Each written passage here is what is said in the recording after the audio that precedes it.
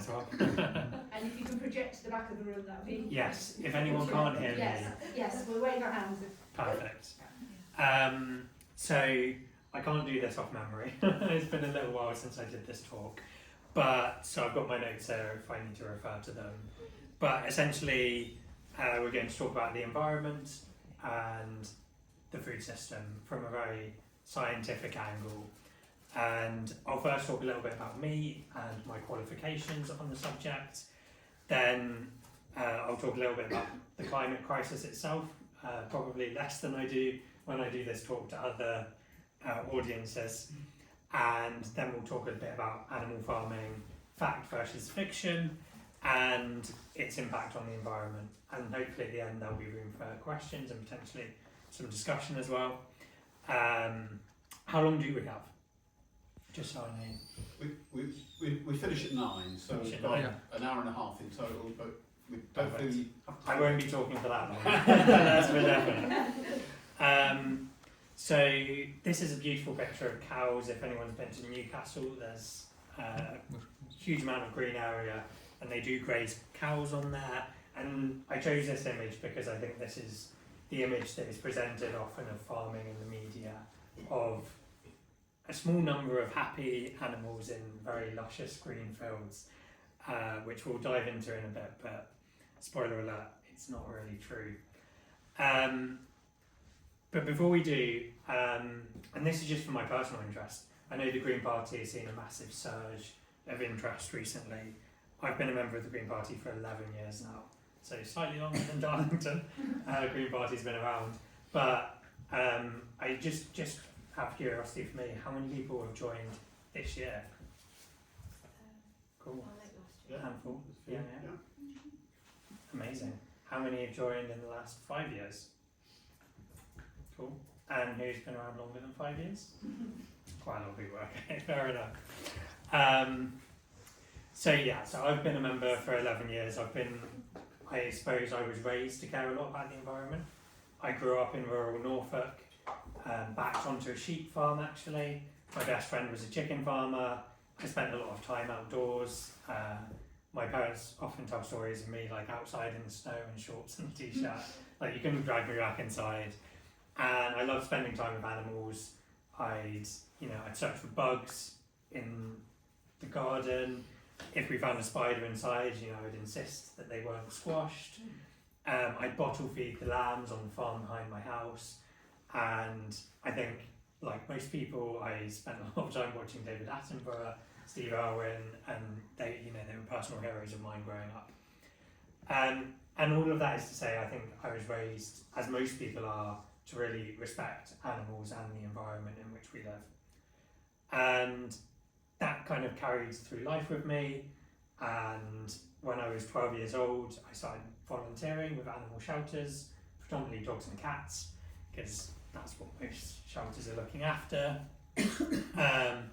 And then later, after I left university, as a paid member of staff at the RSPCA.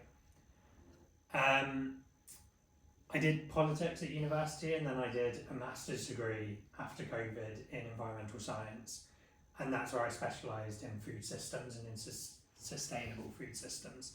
So that's where a lot of this is going to come from, is from the studies I did and the dissertation I did actually, which was looking into, I suppose, dietary habits and the impact on the environment, because there's quite a few studies on it. It's a really interesting, I suppose, academic area. But one of the gaps is, with the increase in people being flexitarian, vegetarian and vegan, why is the production of animal proteins, so fish, farmed animals, why is that still going up? And it can't all be explained just by population increase. So we'll talk a little bit about that. Last thing to say about me is, since graduating in my MSc, I've worked for a number of campaigning organisations, including Animal Rebellion, who were linked to Extinction Rebellion and later became Animal Rising, a group called the Humane League, who predominantly campaign for chickens. And what I'm doing currently is slightly different to that and what I studied in this talk, but I'm campaigning to end dog racing. which Sorry, is what did you say? campaigning to end dog racing, Dog racing. which is Green Party policy. So yes, and I continue to volunteer with a wide range of animal issues and environmental issues. So, volume okay? Quick, yes. Okay. Perfect. I can be a bit louder. Yeah. I will gloss over this slide slightly because I think we can all agree we're in a climate and ecological emergency, and that's probably what inspired a lot of people to join the Green Party, as well as a whole raft of other reasons, I don't doubt. But obviously this is widely accepted now by a number of councils, institutions. The government did technically vote, but never really acted on the urgency that's expressed in an emergency situation. And then, yeah, just briefly, I'm sure people are coming into this with different, I guess, scientific understandings of what is the climate and ecological emergency. But at its base level, what we've seen in the kind of post-industrial period is that human influences have changed our climate. And what that's looked like is as greenhouse gas emissions have gone up as a result of industry, animal farming, other influences, but predominantly human-made ones, we've seen global average temperatures also rise. And just as I feel like this is, I don't need to explain this to you, but just as a little bit of myth busting, people often forget that an average increase doesn't mean that there will be a uniform increase everywhere. So some places are going to see significantly greater increase in temperatures and others might see a dip. So, when you see US Congress people bringing in snowballs into Congress being like, global warming who?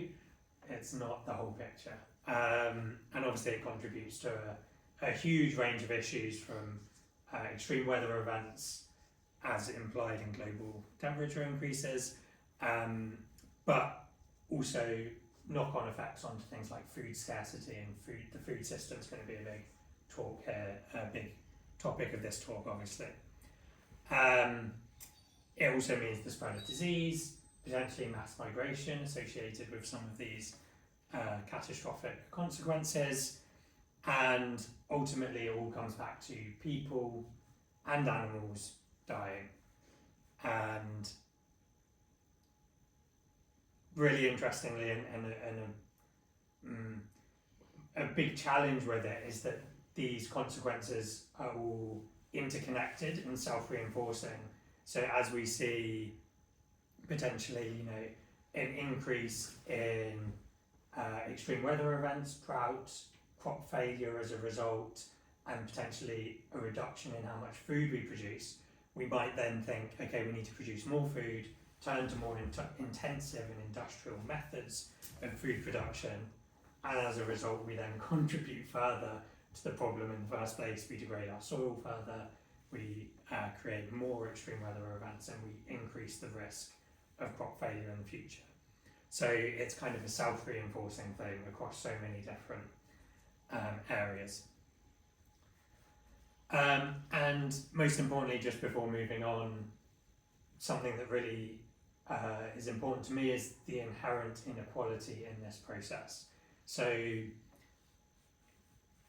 predominantly the minority global north, sometimes known as the developed world, slightly outdated terminology, so often called now the minority world, we've contributed most significantly to this problem, but we also, as a result of our general wealth and in some cases our geography, like the UK is relatively temperate, we will be impacted the least by these consequences. So we're more resilient. So those who have contributed the least will suffer the most. And I think that's really important because this also very heavily links to the food system. And I'll talk about some of the ways in which it does later. And I'll use especially fishing as an example, which I found really illuminating when I was at university.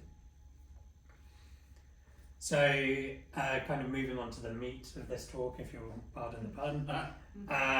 We're all aware animal farming, and just as a quick litmus test, who here is against factory farming? Okay, yeah, unsurprising.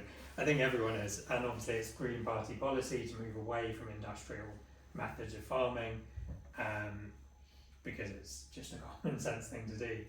And so we all like to think of, as I mentioned before, when we think of an animal being farmed and slaughtered, we like to think of this image on the left, kind of like an old MacDonald style fairy tale, and we don't like to think of the factory farms, that kind of image on the right.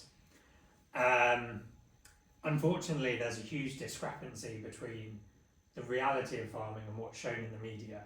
So whereas probably 80% of adverts when you go into the supermarket or when you turn on your TV will be the image on the left, because that's what sells. People, it's a comfortable lie that we're able to tell ourselves to justify, going to the meat aisle and picking up a cheap bag of mince or some bacon rashers or whatever it is you're going to have for your dinner. And along with that myth, we're sold this idea that it's good for us, it's good for the environment, it's good for the green grasslands that we have in the UK and our countryside, and it's good for the animals themselves as well. They have a good life before they're killed. But unfortunately, the reality is, whereas that's 80% of the media we're receiving, that's only 20% of farming, and that's potentially a generous estimate. On the other hand, what's hidden from us is this image on the right. Yeah, you're right. Which is, mass-produced in big industrial facilities, incredibly polluting facilities that require a lot of fuel and food input as well. And essentially what it comes down to is we're being misled. Why are we being misled? Well, because if we weren't, then we wouldn't be buying this. So to illustrate this a little bit and why you can take my word for this being the reality, this is global figures. So this comes from Our World in Data, who do some really interesting infographics on this. But it's essentially how many animals are killed for food each year. And this is just land animals, so we'll come back to fish later, but it's 80 billion at least. And obviously at that scale it's incredibly hard to count accurately, so all we know is really it's more than 80 billion. The vast majority being chickens. Fish are included in this. 80 billion. And trillions of fish. And trillions of fish, there you go. I was going to say, it's definitely trillions of fish. 80 billion land animals. And yeah, I thought so. Yeah, there you go. So, that's the global figure annually. This on the left is the daily figure. So, the vast majority being chickens, 202 million chickens daily. And the reason I'm illustrating this is because if we go back to this lovely fairy tale, if we had every chicken living like this, 200 million times 365, that's a lot of billion. We wouldn't have any land left, let alone land to live on, and to grow other food like crops. Can I just check? Yes. The figures that you have there, Yeah. are they worldwide? These are worldwide figures, yeah. This is every day globally, and that's annually. So 80 billion land animals, trillions of fish. And so this is where the maths just doesn't add up. You can't have all of these chickens, all of these cows, all of these pigs living outdoors in lovely green pastures without, one, those pastures being decimated, and two, for us to actually have any land left. And we know deforestation is already a huge issue, and land use, a significant amount of land use and deforestation is already as a result of pastures. You often hear in Brazil and South America, vast swathes of the Amazon rainforest being cut away to allow for grazing or for growing soy. And obviously the grazing element takes up a significant amount of land, but even the animals in factory farms also take up a significant amount of land. And that's not because they're all cramped into small industrial buildings, it's because to grow as big as they do to be slaughtered, they need to eat a hell of a lot of food. And so if you care about deforestation, if you care about monocultures, if you care about a less industrialised food system, then factory farming is just incompatible. There was a really great author, and I've forgotten her name now, which is really bad of me, but she wrote of animals as kind of protein factories, and there's this misconception that animals kind of, like crops, just photosynthesize and grow, as if they don't need to consume vast amount of food to do so, and obviously vast amount of land is required for that. So I mentioned soy. There's a lot of misconceptions around soy, and people are often like, full disclosure, I'm a vegan. Whenever people find out I'm vegan, they're like, oh, you're causing deforestation with all of the soy you eat. And I mentioned soy contributing to deforestation, especially in South America. The reality is 80% of soy products, and that's potentially a conservative estimate here, but 80% go towards factory farmed animals. So those chickens, those pigs will be, they're not grass fed, the vast majority of them. They're fed with industrially farmed monocultures, and soy being one of the biggest. And so they're protein factories, but they're incredibly inefficient because they cycle tens of nutrients through themselves to grow, and we get a tiny output there at the end. And I'll come back to some statistics on that in a moment. Just some more stats on factory farming. So this is now US, this isn't global, but it is comparative to the UK. So globally, 74% of animals are factory farmed, but in the US specifically, and in the UK as well, sometimes it's close to 90%, especially in the case of, for example, chickens, and it depends on the animal. But obviously farmed fish, all of them are factory farmed. Of chickens, 9.2 billion chickens farmed each year in the US, only 3.5 million are not factory farmed. And you can see for some other animals as well that the vast majority, anywhere in countries like ours, upwards of 80 to 90% will be factory farmed. So there's this question of, is this a necessary evil? We need to feed ourselves. We're a growing population. We've significantly shot up as a population. So maybe, given the extreme land intensiveness of, if all of these chickens and pigs were going to live in fields, do they need to live in an industrial facility? Like, is this the only efficient way to do it? Potentially, as much as we might disagree with it, it might be the only way to feed us. Well, not exactly, and it all comes back to land use, which is what I mentioned earlier. So 83% of land use goes towards animal farming. Is that 83% of land used for food production? For food production, yes, apologies. So 83% of land use for food production, so of our whole food system, 83% of that is for farmed animals. It contributes to 57% of food-related emissions, and that bottom figure there, 18%, it only contributes to 18% of our calorie intake. So this is the huge inefficiency I mentioned earlier when I referred to animals as protein factories. So when we're cycling these monocultures like soy through factory farm facilities, it's not any more efficient. Okay, it's slightly more efficient than if we just turn them out into the fields, but not enough to justify it at all. And so this came from a study came out of Oxford University by two academics called Poor and Nemechek, came out in 2019 or 2018.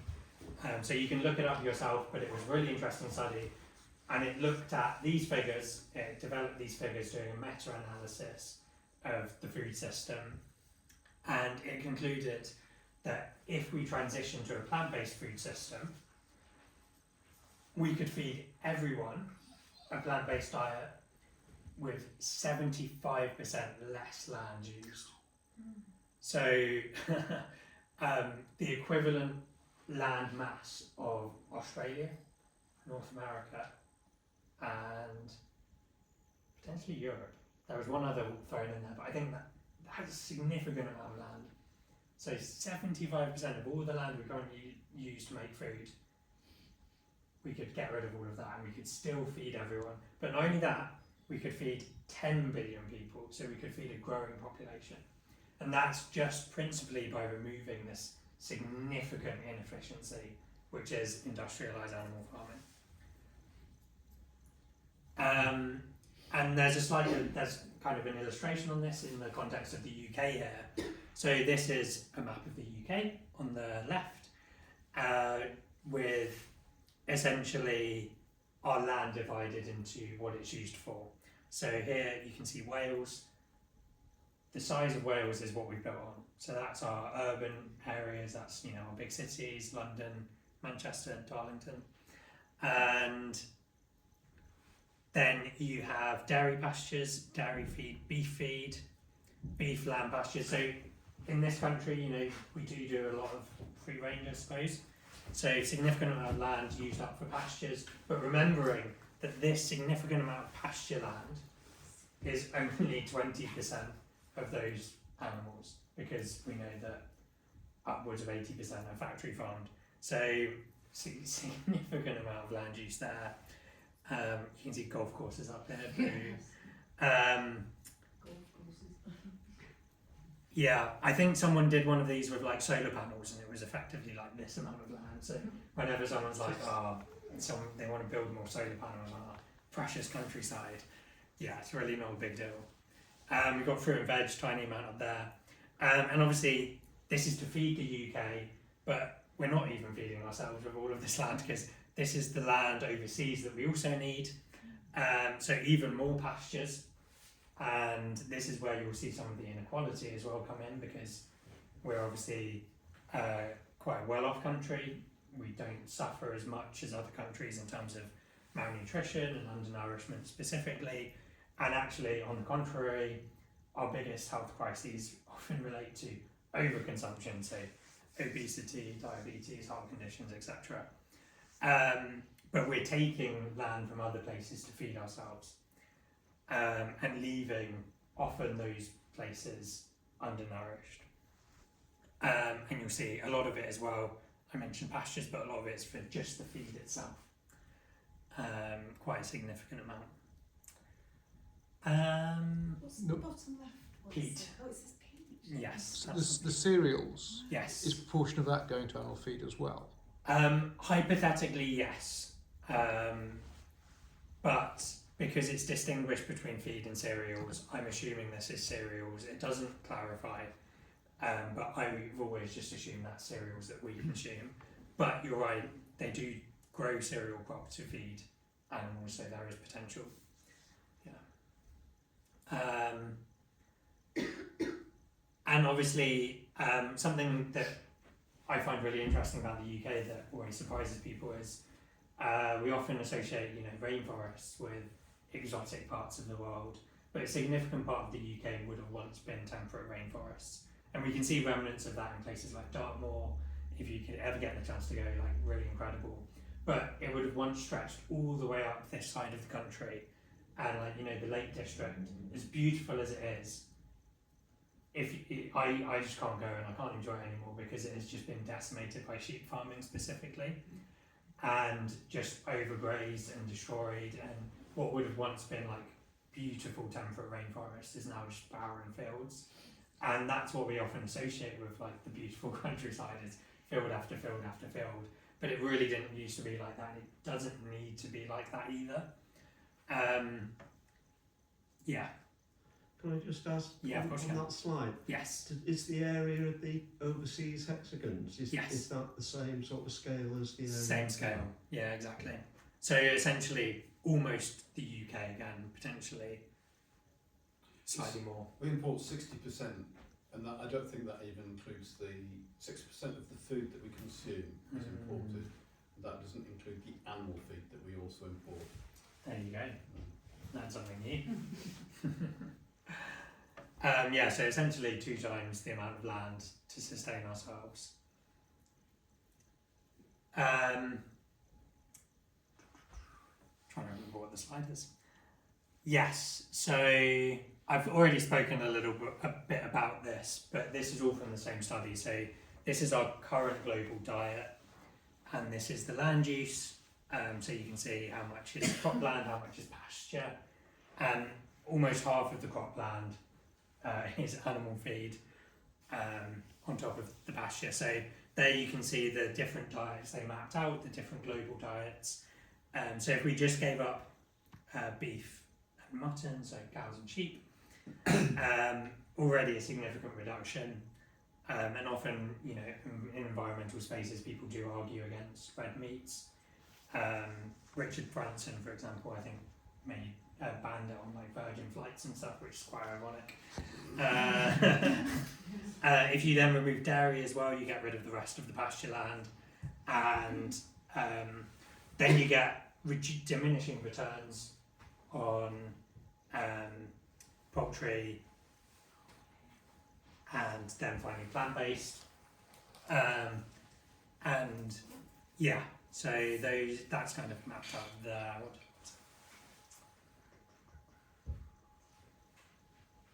Yeah, the land use that would be freed up that I mentioned earlier would be North America, Australia, and Brazil combined. Brazil obviously being one of the biggest countries. But equally as importantly here, it's not just about land use, it's about emissions. So I glossed over emissions slightly, but I mentioned at the beginning, greenhouse gas emissions, you have different types. Often the narrative is around fossil fuel emissions and CO2, and then with animal farming the narrative is often around methane, but it's not the full picture, and actually I think it's a big distraction because land use is the biggest part of the picture, and the reason for that is the opportunities. So I mentioned about reducing the amount of land we use by 75% for growing food if we were to turn our global diet's plant-based and transition our food system plant-based. Obviously we would reduce the emissions, the methane and the CO2, but the real opportunity comes from what can we do with that land that we freed up, because it's a significant amount of land, we don't need to just like build that many houses.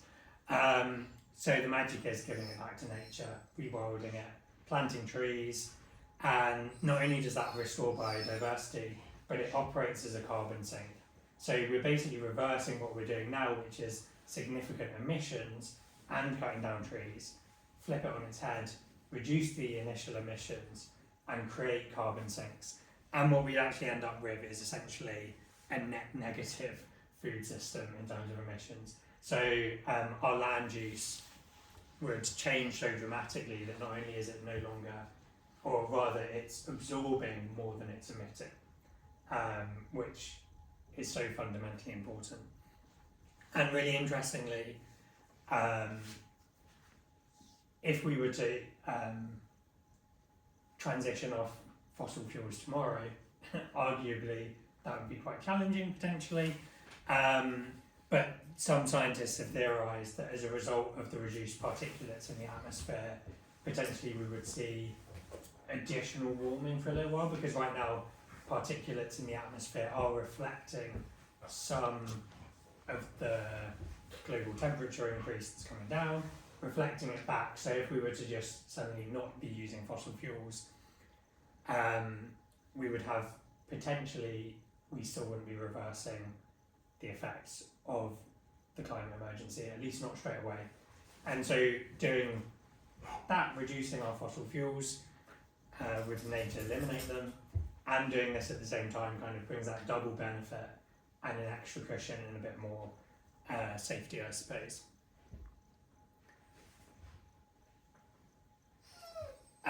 So yeah, this study actually, I don't know if anyone would have seen this article when it came out, but this study resulted in The Independent publishing this article that said the single best thing you can do for the planet for your own personal impact is go vegan.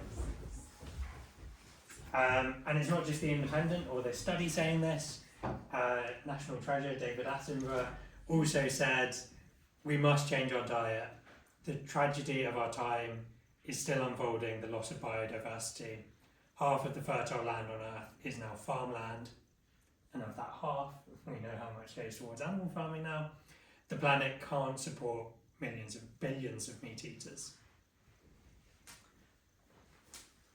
And so yeah, this opportunity cost is why I focus so much on land use, but a little bit more on emissions, and especially I want to talk about transport emissions, because often people, when I'm talking to them, especially on this subject, people will be like, oh, but surely going to my local butcher is better than importing bananas from wherever.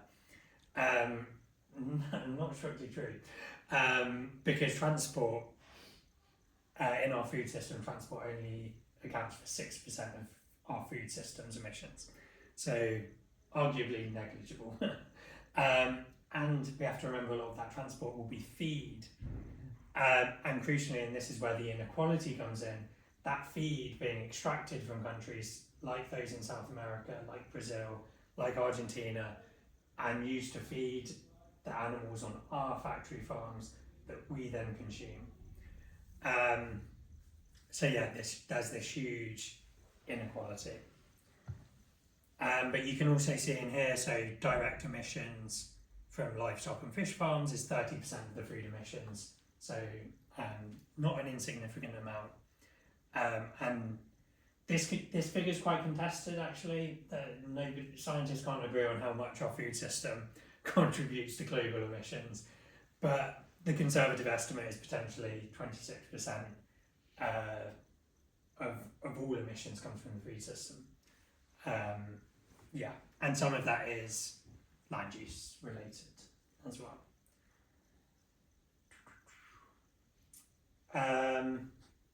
Before I come on to this slide, actually, I want to talk a little bit about fish, because I promised I would, and the inequality, because I do think it's a really important part of this picture. We've spoken about emissions, we've spoken about land use, we've spoken a little bit about inequality. But when I was studying my masters, I was vegan at the time, and I thought I knew everything, and I had a lecture, and it was on essentially fishing, and I went into that lecture. It was kind of like a seminar, it was a small master's group, so it was a more conversational style, and I was ready to have a fight. I was like, this person's advocating killing and eating fish, I'm against that, how dare they? And I went into the lecture ready for this fight, and actually they taught me some really interesting and valuable information, and we were actually much more aligned than potentially she was with anyone else in the class. But she spoke about how there's this inequality in food distribution globally, and she used the case study of Africa, and especially coastal countries in Africa, where historically they would have relied a lot on subsistence fishing. And so they would have local people, local families going out fishing, bringing the fish back, feeding their families. And what that did was it provided really vital nutrients in a part of the world where that was significantly lacking.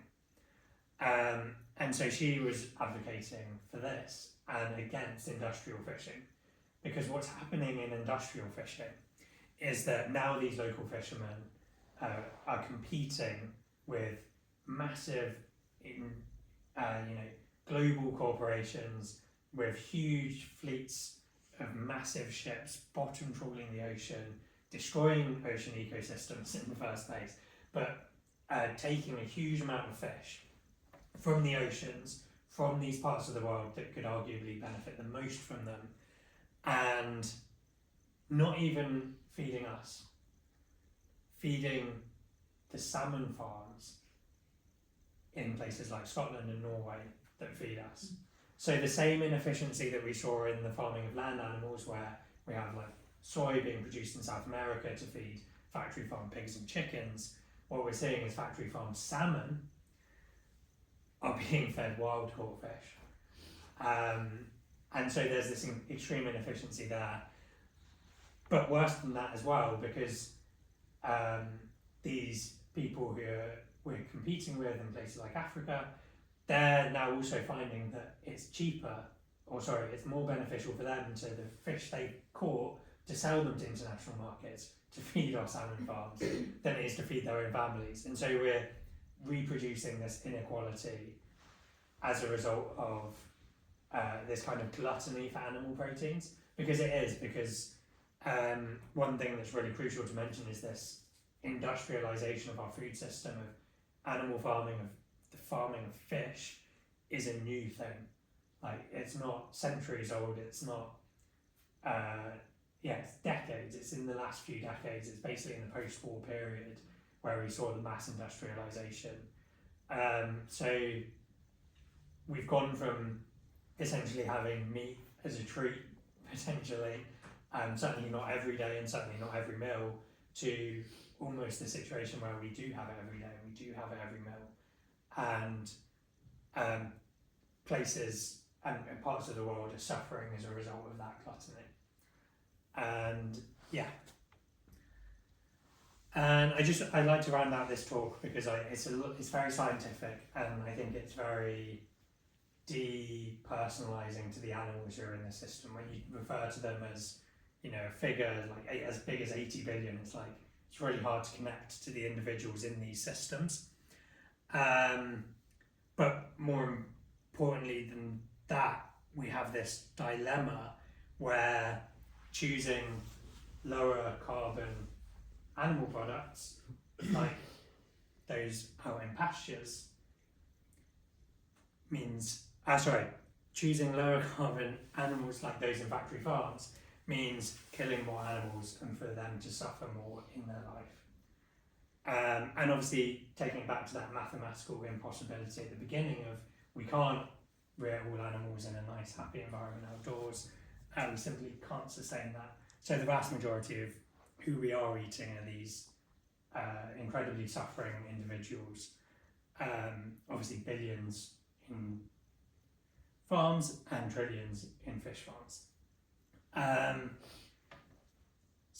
I do think we sometimes take for granted that not only is this like a huge environmental crime, but I think it's also arguably one of the biggest moral crimes of our generation, where essentially we've got these billions of animals living in horrible conditions, killed at a fraction of their natural lifespan as well.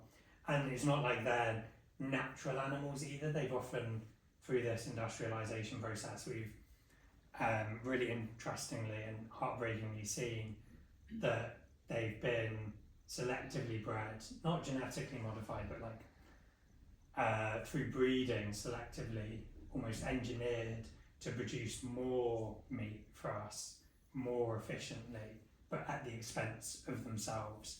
And what that looks like for chickens, for example, for broiler chickens, is they can't carry their own weight.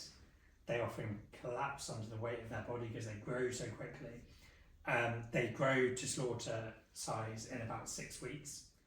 And it's basically the equivalent of a human baby growing to the size of a tiger in 6 weeks. That's the rate at which they grow, which is hugely unnatural. It would have never happened before. Back in the 1950s, you'd had much leaner chickens who grow at a more natural pace. Obviously, I don't agree with that, but it's to show the distinction and how far we've kind of gone down this awful pipeline.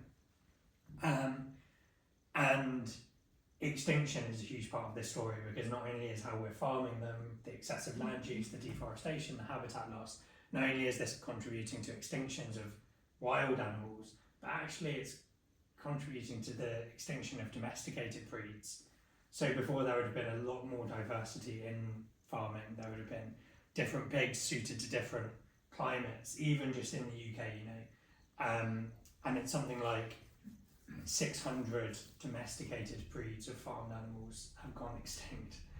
And not only that, of the remaining farmed animals, 90% of them are in danger of extinction, which is really, you would think we're farming them, how is that physically possible?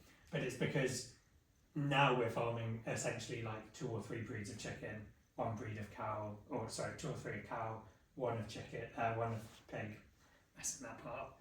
Yeah, but massively reduced genetic diversity and compromising their own health quite significantly. So, yeah.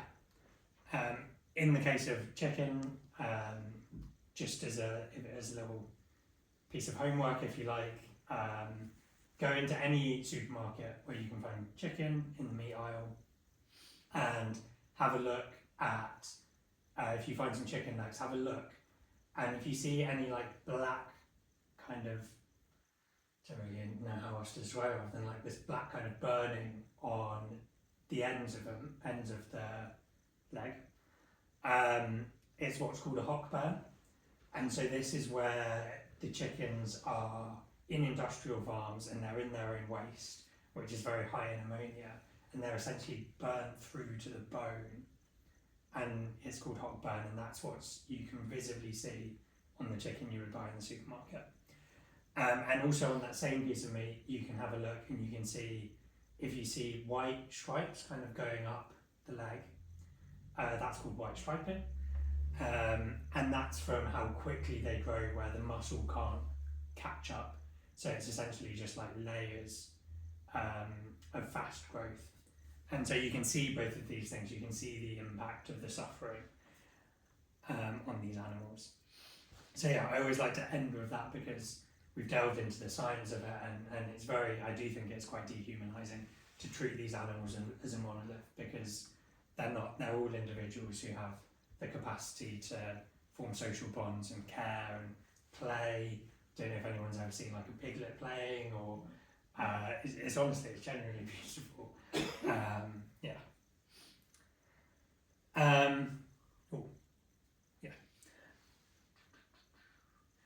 And yeah, so I think it's really. Have I skipped a slide? Size of Yeah, no, I just cut off a little bit there, but you can see what I was describing with the growth of chickens there. So here you can see in 1957 they'd grow in 28 days to 316 grams, in 56 days 905, and then on the far right that's what it was in 2005, and arguably it's only got worse. And yeah, it's quite shocking to see a picture. And I think it's especially shocking for a country who pride themselves on being a country of animal lovers, with great national treasures like David Attenborough, who advocate so strongly for animals, predominantly wild, yes, and predominantly the animals, when we say we're a country of animal lovers, maybe the ones we love most are dogs and cats. But I do think it's really important that we remember the vast majority of animals in this country are living in horrible conditions on farms. Yeah, the WWF do a really good biodiversity report every year that reports on like the biomass of wild animals versus humans versus farmed animals, and wild bird populations are massively drowned out by chickens, just because we farm them so significantly. So yeah, and then just a little slide, so what can we do? I think this, I don't know if Darlington Council have any policies on this, but we've seen in institutions across the UK, especially councils, in light of the climate emergency, have been passing plant-based policy motions where all of their internal catering will be plant-based for the environmental reasons, and to, as anchor institutions, to kind of lead in that climate transition, because it's all well and good saying as individuals we could go vegan, which I would always advocate for, but we do need these system changes, and so councils do have this responsibility to lead by example, as they would in decarbonisation, in food system change as well. And that's one really easy thing councils can do, is pass these policies. So it's been passed in quite a few councils. It tends to get a mixture of press. I think Oxfordshire County Council, when they passed theirs, Jeremy Clarkson was fuming, so that made quite a few headlines. But generally, it's a widely supported thing that people can do. And to illustrate that, universities are also passing motions like these, and that's often as a result of a majority student vote. but also institutions like the RSPCA passed a majority motion for all of their events to be 100% plant-based, and the National Trust passed a motion for theirs to be, for all of their venues and all of their properties, to be 50% plant-based as part of their decarbonisation plan. So yeah, these are things we can campaign for on a systemic level, as well as changing our own dietary habits, which I hope I've made a compelling argument for. But I will leave it there, and we can have any questions or a discussion if anyone has anything they want to say. One thing I'd like, because Yeah. something I've thought of with climate collapse happening and droughts and floods and food scarcity and crops failing, that will affect animal feed, presumably. Yes, yeah. So maybe, you know, maybe the initial impacts will be Yeah. on animal feed around the world. No, this is very true, and this is a little bit what I did my dissertation on, actually, on this kind of this self-reinforcing element of like how we're farming now is impacting the future security of our food system. And yes, as we see crop failures, it's factory farms that will be impacted the most. And I visited a goat farm in the Ribble Valley, which was, you know, I was there as part of this environmental scientific trip, and we were going there because they were getting all of these farm subsidies for the great things they were doing for the environment. And two things stood out for me from that trip. One was we pulled up and we saw maybe like 20 goat milling about in the fields, quite a significant amount of fields. And then we were taken onto the farm, and you had a big shed with a picture of those 20 odd goats in their happy little field. And inside that shed were the majority of the goats, well over 1,000. So that was my first takeaway. And the second takeaway was that he was saying, as a result of not just the climate impact on the food issue, but also international markets and war. And this was pre, you know, what's happened. Pre-escalation of what's happening in Palestine with Israel and across the Middle East, and before fuel skyrocketed as it has recently. So this was even back then. He was saying, as a result of the increase in fuel and feed costs, he was having to feed the goats one less time a day, and that was impacting as well how much milk they would produce. And so yeah, it's absolutely this kind of self-reinforcing thing.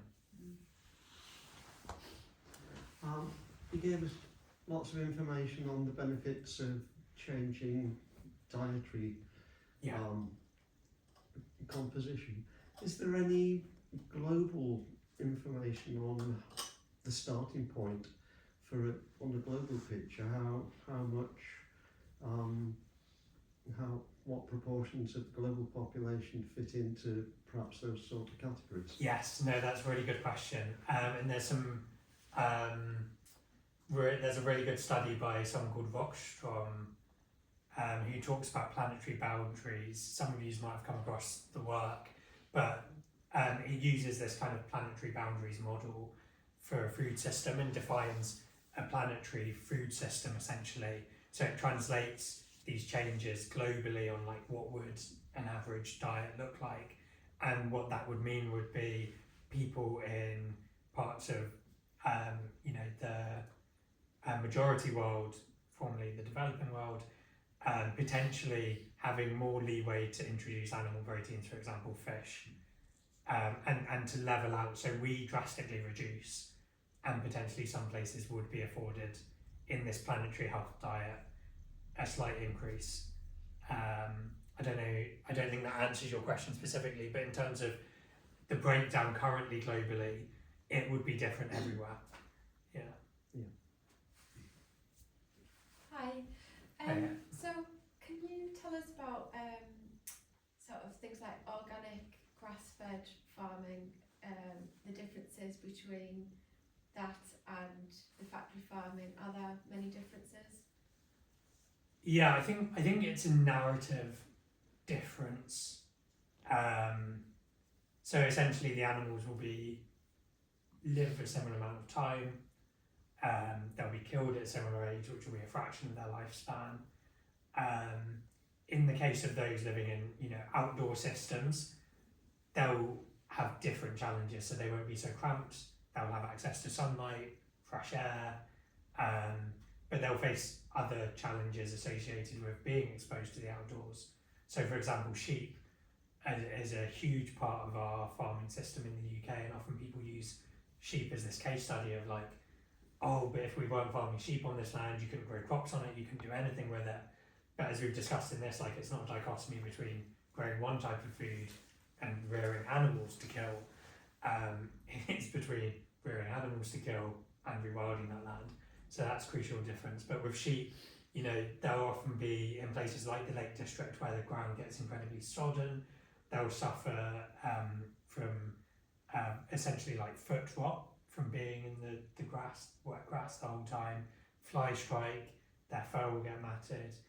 Anytime I go out hiking, to be honest, I find the bones of an animal who's died in a field. And so their experiences will be different. Their impact as well on the environment will be different. So one will be taking up more land use, but potentially will have fewer emissions, and the other less land use, but locally at least, but more monocultures, more land use somewhere else, and more emissions.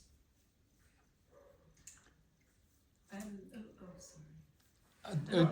Really interesting. You talking about the opportunity cost, and that thing about that's what struck me about what we're doing with the land. And you mentioned the Lake District. I used to spend many families in the lake holidays in the Lake District, and I think George Monbiot coined the phrase sheep wrecked.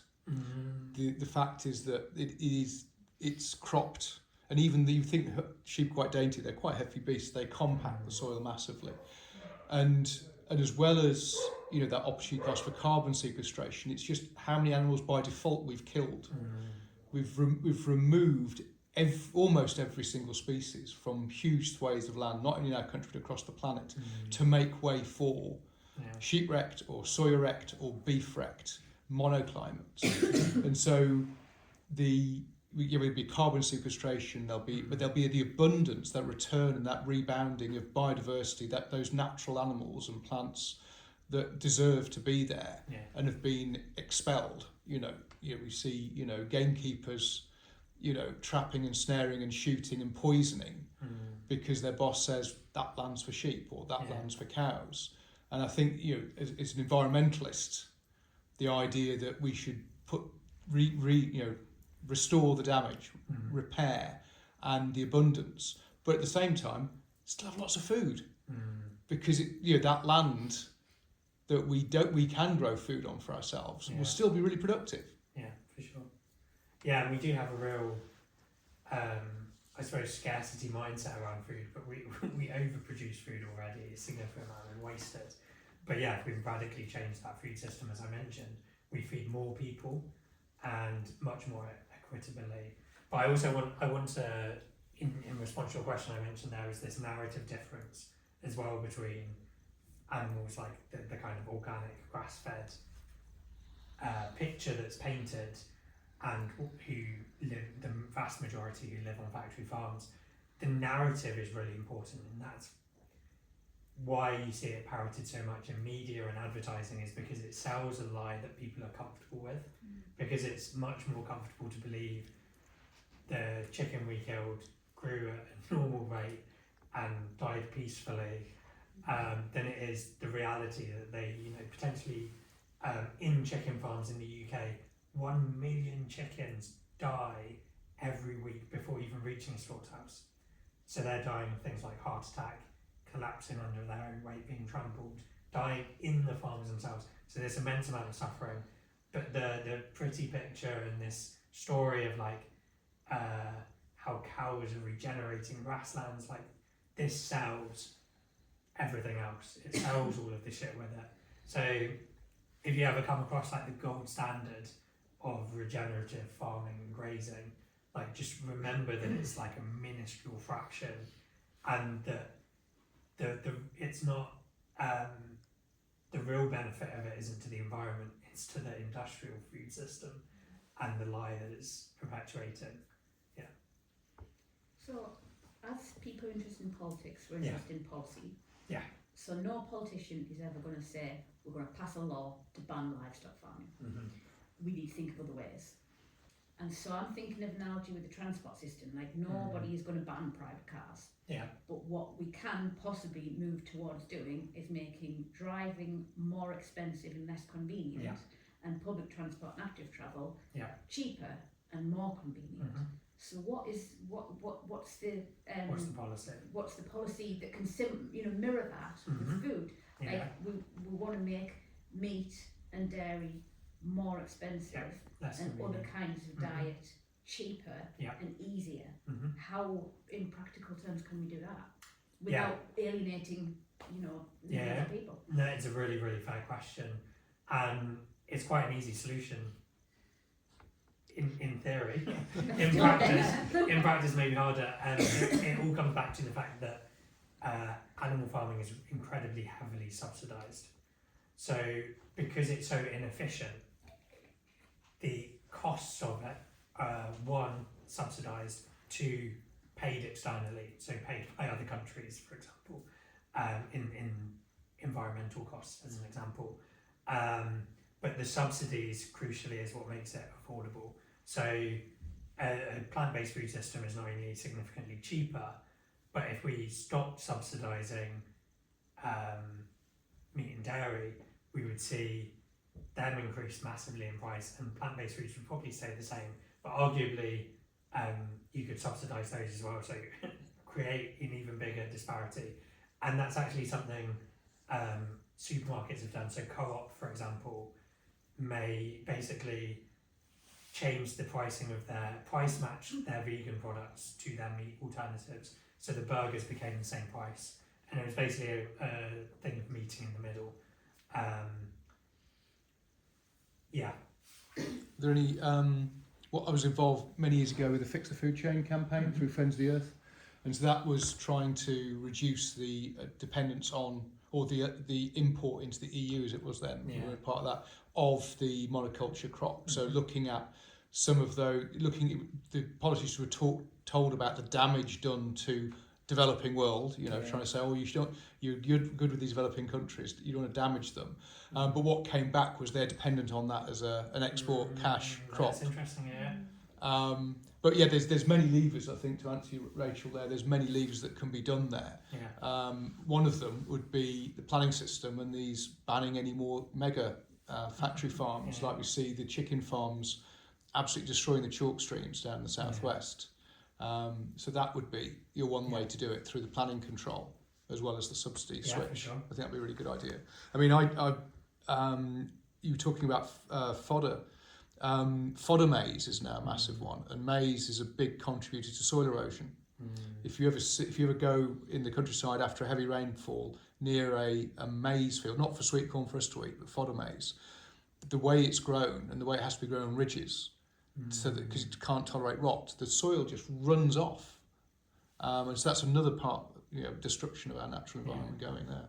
Yeah, and just a few other policy points to where it may be, and these are things that can be implemented locally as well. There's a campaign called Ad Free Cities, which is trying to get fossil fuel ads and meat and dairy ads out of cities. So like car advertising, things like that, arguably McDonald's, anything like that, you could hypothetically ban in localities. And I think the campaign exists in Bristol, and they often get press for some of the things they're doing, but we're seeing it already happening in Europe. So I think the Netherlands are a really good example of positive policy, because they're a country who are significantly impacted by, one, the fact they're below sea level, so climate change for them is going to be a big problem. And as a quick tangent, something really interesting is I spoke a bit about potential migration as a result of climate impacts. There's an inequality in how we talk about that as well, because I think few people would probably refer to people in the Netherlands if they had to move as climate refugees, but that's essentially what they're going to become.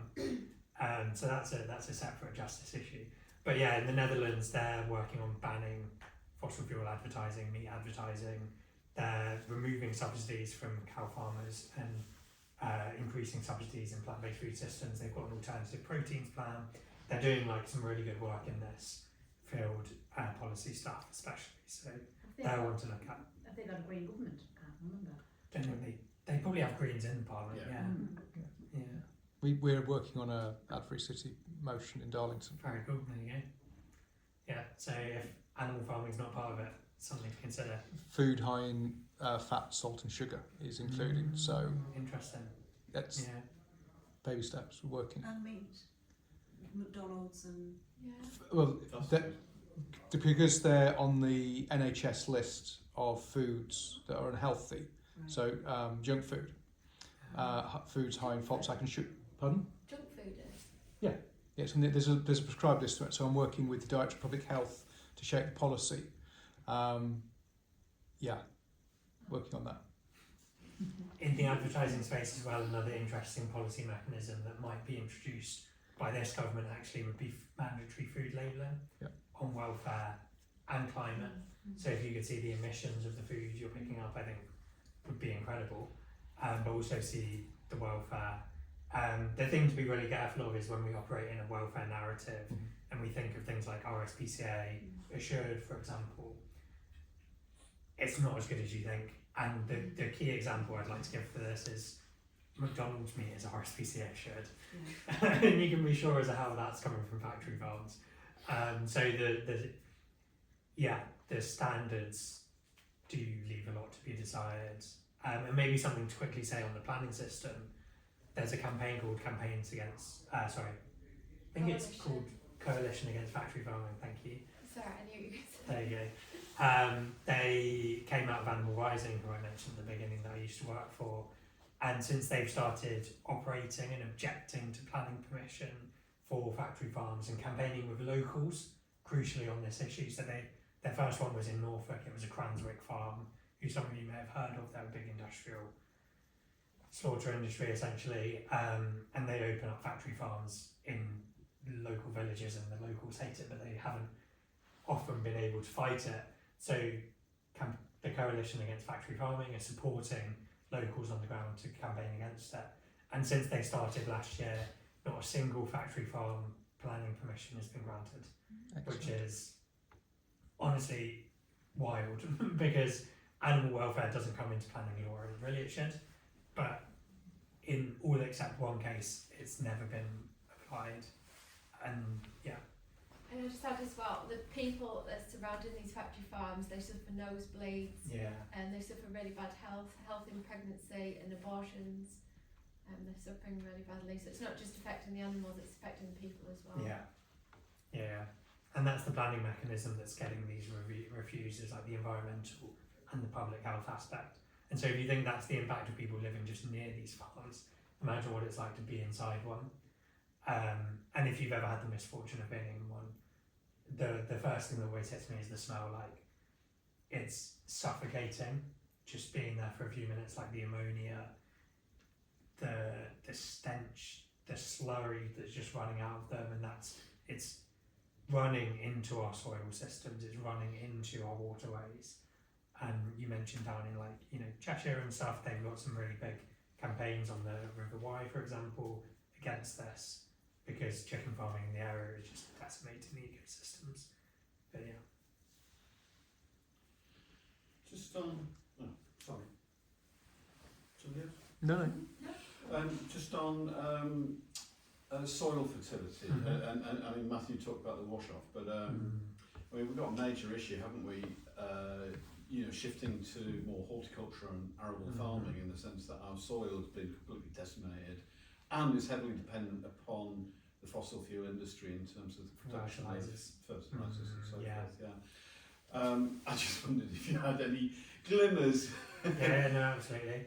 And that's a huge thing, is like, these fertilisers derived from fossil fuels are a huge issue impacting soil. And it's, again, it speaks to that reinforcing cycle of climate catastrophe, where as yields decrease as a result of decreasing quality of soil, as a result of weather changes, etc., we're actually then putting more fertiliser in to try and get that yield back up, which is creating even unhealthier soil and contributing to the problem more. So yeah, our food system is surprisingly reliant on the fossil fuel monopoly and fertilisers, transport, etc. In the case of animal farming, heating as well is a big one during the winter in industrial factory farms. Ventilation arguably during summer. But yeah, and as an antidote, some people say, you know, natural grazing and manure and things is healthy, good fertiliser for the land. It's not, it's got the same issues as synthetic fertiliser does in terms of leaching, nitrates and the like. That's not optimal for soil health. And especially the extent at which we produce well, manure is the wrong thing to call it because it's essentially slurry. And you'll see they go out with their tractors and they spray it, and it's just runny shit. It's pretty grim to think that it's on our food. Yeah. I mean, you talk about fertiliser, it's not just ammonia, it's also phosphate fertiliser as well, and of course, you know, that's a finite resource, we extract that. Even if we switch to a plant-based diet, but not an organic one, the one that we're still using these industrial chemicals, because of the efficiency, we would cut our agrochemicals by 75% anyway. Yeah. So, you know, that, you know, the shipping of all that would stop burning fossil fuel. So you talk about that negative feedback loop of, you know, each destructive industry feeding in of itself and requiring the others and therefore giving each other cover. You know, the switch to a sustainable plant-based diet has multiple positive feedback loops. Oh, absolutely, yeah. You know, so that, you know, that's a huge bonus as well. Yeah, absolutely. We'd be producing, you know, more calorie and nutrient-dense food. We'd be rewilding. We'd see a return in biodiversity, and yeah, absolutely, all self-reinforcing. On the pollution front, there's also the drugs that are fed into the animals that end up in our food chain. And there's one point that something occurred to me recently, watching a film of newborn lambs frolicking in the field, but perhaps particularly more for chickens. Do the numbers include the fact that half the chickens that are born are killed within the first few days? So in the egg industry, yeah,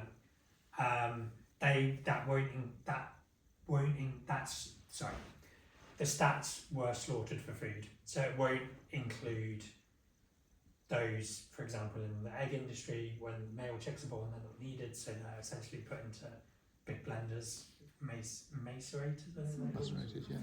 Macerators, yeah. Same with male calves in the dairy industry.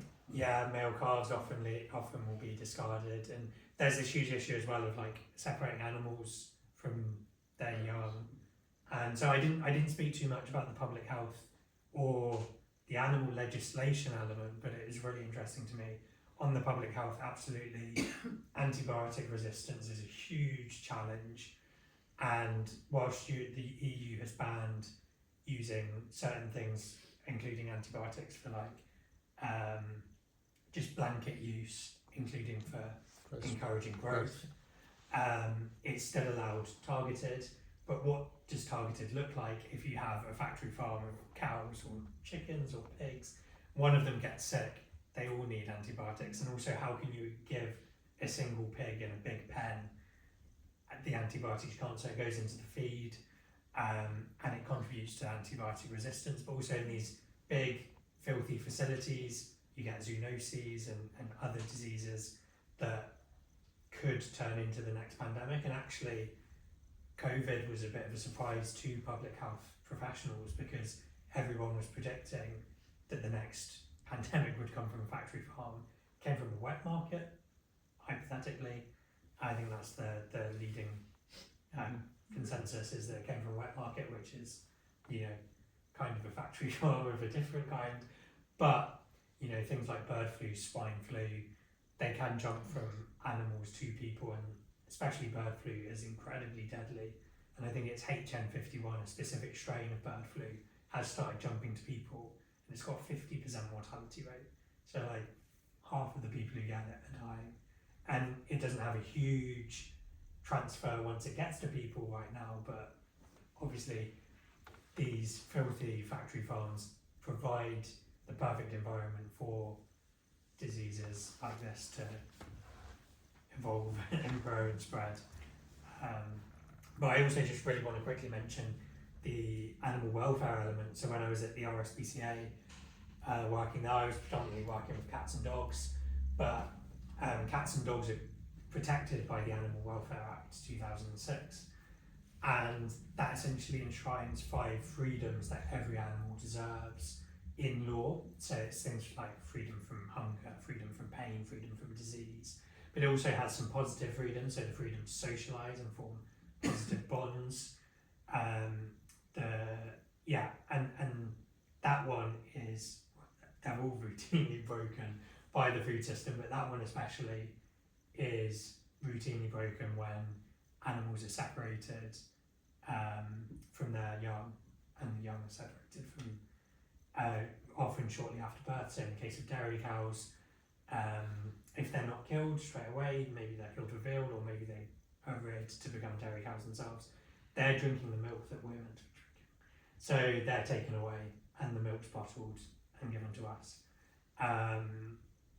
And so there's an injustice there. And arguably, I would say a significant crime happening there, because animals in this system, they're not free from pain, they're not free to express their natural normal behaviours, they're not free to socialise, they're not free from disease. And the way they're bred as well, they're not free from hunger, because they're bred to be consistently hungry. So unfortunately, there are loopholes in the legislation around different animals in different industries that allow the law to be broken legitimately. But also often what you'll see is the law is broken illegitimately. So people going onto farms, volunteers who go to expose what's happening, will routinely see not just breaches in things like RSPCA assured regulations, but criminal breaches. And it's systemic. If you look into the group Animal Rising, they did an investigation last year into RSPCA assured farms, and I think across all of them they found something like 250 legal breaches, not even breaches in RSPCA assured, like they had a barrister review and everything. Yeah, quite. It's bizarre, isn't it? RSPCA, you said, I didn't know that, about at all their events, it's all plant-based now, is that right? Should be. Isn't that strange? Yeah. And yet they put this stamp of approval onto animal flesh. Yeah. Yeah. Just wanted to mention as well, like some people believe the fact that there's humane slaughter. Mm-hmm. I used to believe it myself before I became vegan, and there's no such thing, because obviously these animals don't want to die. They want to live. We all want to live. Yeah, there are two kind of dominant narratives in society. One, that animals exist for us to use, as we see, and we see that across all species, whether it's using dogs or horses for entertainment, other animals in circuses, pursuing them for hunting and shooting, but also in our food system, that they exist for us to eat. So that's the first narrative, and the second narrative is that that's okay if you treat them well. So if the dog's used in racing are treated well, that's fine. If the fox we hunt has a quick death, is it really that bad? And the same for the animals we eat. If they live a good life up until the point of slaughter, is one bad day really, does it make, is it an acceptable consequence, I suppose? And something I really like to remind people is, for a lot of these animals, it's not one bad day, but they're not living a good life beforehand, they're living a fraction of a life. And we're essentially breeding them, bringing them into the world to live a life of exploitation and, in many cases, suffering. But even if you had, these chickens or these cows living in a palace, they're living a fraction of their natural lifespan. So in the case of chickens, 6 weeks. For animals that could live a couple of years. Pigs, you're talking 6 months to 2 years maximum for an animal that could live upwards of 10 years. An animal as well who's as intelligent, if not more intelligent than a dog. And that's why in some countries they use pigs in a similar way to how they use dogs, which is not ideal. for things like sniffing out drugs, bombs, etc.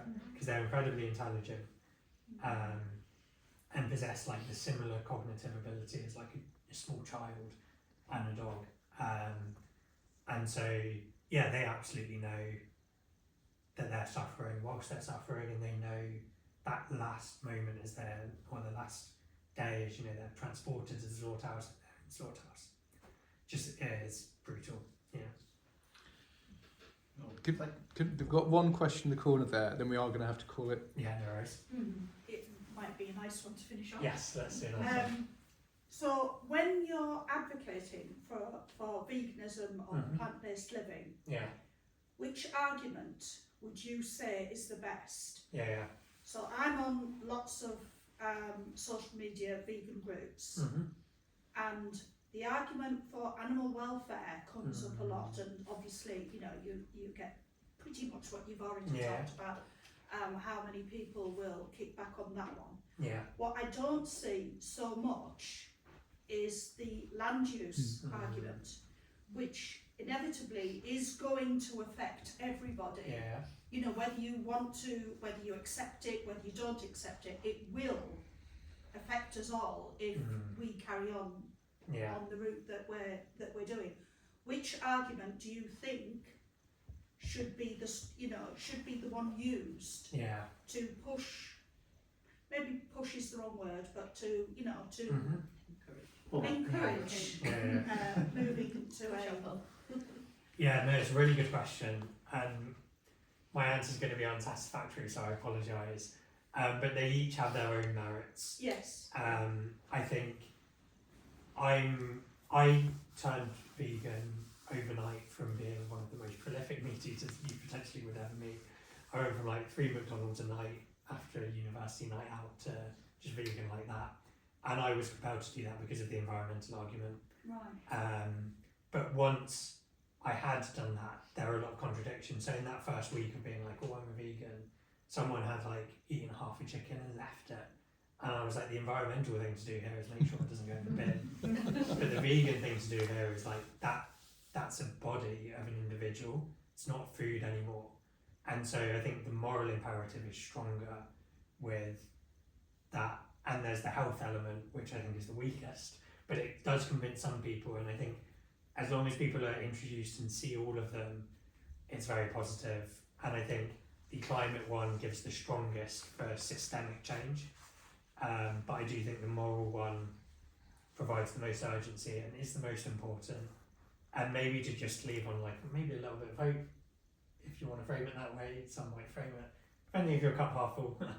Our food system will change whether we like it or not because of the mathematical impossibility.